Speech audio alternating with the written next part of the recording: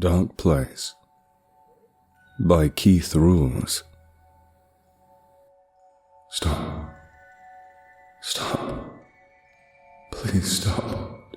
Don't do this. Please don't do this. He couldn't hear anything of them. Maybe he couldn't hear it. Maybe he chose not to. He couldn't hear the frantic voices surrounding him on all sides. He couldn't hear the pleading. Couldn't feel the hands tightly grasping his arms and pulling with all their might. A number of his deceased classmates, many of whom he hadn't had any contact with in some time, tightly wrung his arms. It didn't matter that he hadn't spoken with them often, or that they never seemed to care for him that much. He was still a good kid. He didn't deserve something like this. Nobody did. His aunts, uncles, grandparents, and a few of his late idols slapped and beat him, or at least tried. Their hands just passed through him like air.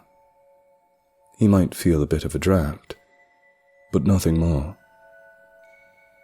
God damn you! What the fuck do you think you're doing? We taught you better than this. We taught you better. They had been with him all his life, cheering him on in the good times and doing their best to comfort him. They gave him his privacy when he indulged in some of his more eccentric appetites. Nothing he could ever do would sully their image of him. In life and death alike, they'd watched him grow from a darling young child to a happy, outgoing young man with a lot of promise. But this was different. He was going to lose everything if they couldn't get to him somehow. Hit him. Drop something on him. Make some noise and get his father to come check on him. Everything to keep him from this. Everyone in the room, relatives, friends, and acquaintances alike, started to cry. It was painful to see him like this. It was agonizing to see him in so much pain, and over nothing at that. Despite his best efforts, he'd always been a little eccentric. It endeared him to some people, but it caused him some trouble as well. He had irresponsible tendencies that made him fall behind in school. He was a bit loud when he told his jokes, and it began to get on some people's nerves. He had a really short temper, and it caused him to do bad things. He destroyed and damaged. He yelled. He hurt. He endangered. He had flaws. Who didn't? It wasn't like a few trips to the therapist wouldn't help him improve on these flaws and get back to the path to becoming a socially acceptable young man. But he saw his flaws as deep and horrible stains on his psyche that no therapist, no matter how skilled, could scrub clean. He saw himself as a broken person who would only hurt anyone around him, and tonight, he had decided that a few moments of pain for his loved ones would be far better than an entire lifetime of it.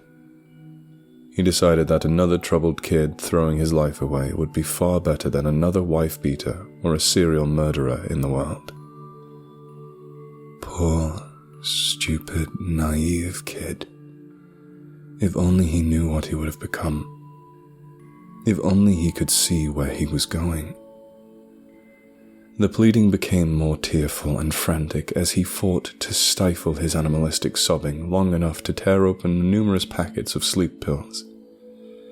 Tiny blue pills forming an increasingly large pile on his desktop. The invisible figures tried to swat the pills out of his hands, but to no avail. He popped them all into his mouth in one deft movement, and slugged them all down with a few gulps of whiskey. You stupid fuck. Do you realize what you've done to yourself? He slugged down half of the bottle, despite his body's protests. His esophagus convulsed violently in a vain attempt to force the poison out of his body and back onto the desktop. Moaning loudly in pain, he clutched a hand to his chest as he tightly clenched his esophagus, forcing the terribly bitter fluid to stay in place in his stomach. His head began to loll freely about his shoulders, and his eyes began to glaze. It was already starting to take effect. It was too late now. Collapsing into feet one by one, the figures began to sob bitterly. Many of them had turned away. They knew what was coming. It was just like the first time he had tried this, but without the pills or the liquor. The spiders began to appear again. Just 3 at first, then 10, then 20, then 100. They began to pour out of the walls, over his bare feet, under the layer of denim and over his legs, even into the open mouth as he tried to scream. He managed only a few blood-curdling shrieks before he collapsed onto the ground and began to cough violently, his hands clasped tightly around his throat. For a moment, he could see the figures in the room. The drugs clouded his perception of them, and he saw them instead as grotesque banshees, shrieking arcane obscenities at him as they floated towards him and reached out to claw out his eyes. He might have been saved if he had instead seen his friends and family reaching out to him, begging him to stand up and call an ambulance. But he didn't. He curled up into a little ball and shivered violently, tears spilling freely down his cheeks as he was assaulted by grotesque vision after grotesque vision. A cluster of wind-blown branches smacking together became a vengeful man in a yellow suit, leering at him through a window and smacking the branches together. He saw a biker walk into his roommate's room and, standing over his bed and breathing heavily, began to masturbate furiously over his sleeping form. Fucking psycho was going to murder his roommate, and then he'd be next. Please stop, he begged in a quivering voice as he held up his hands to shield his eyes. His veins began to separate from his hand, and, dancing about in a cobra-like motion, pecked his cheeks. Don't do this. Please don't do this. Please, please, please. And those were his last words.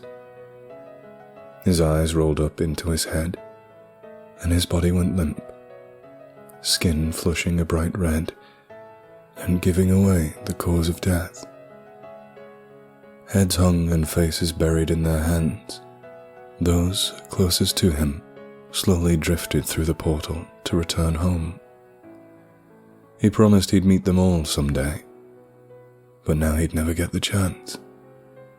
They'd never get to communicate with him where he was going. He awoke in a pitch-black cave.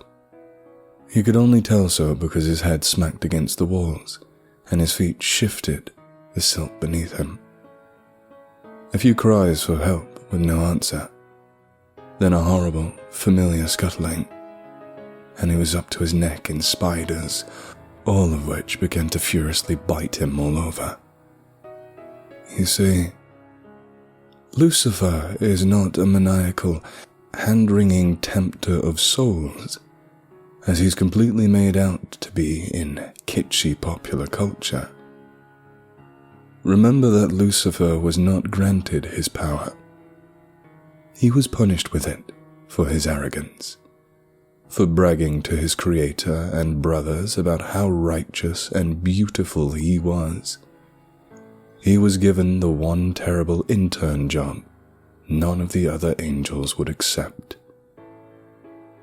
If you ever had a chance to speak with him directly, he'd smirk and quip about how his job sorting souls for eternity tortured him more than his domain tortured the damned, before shrugging slightly and returning to work.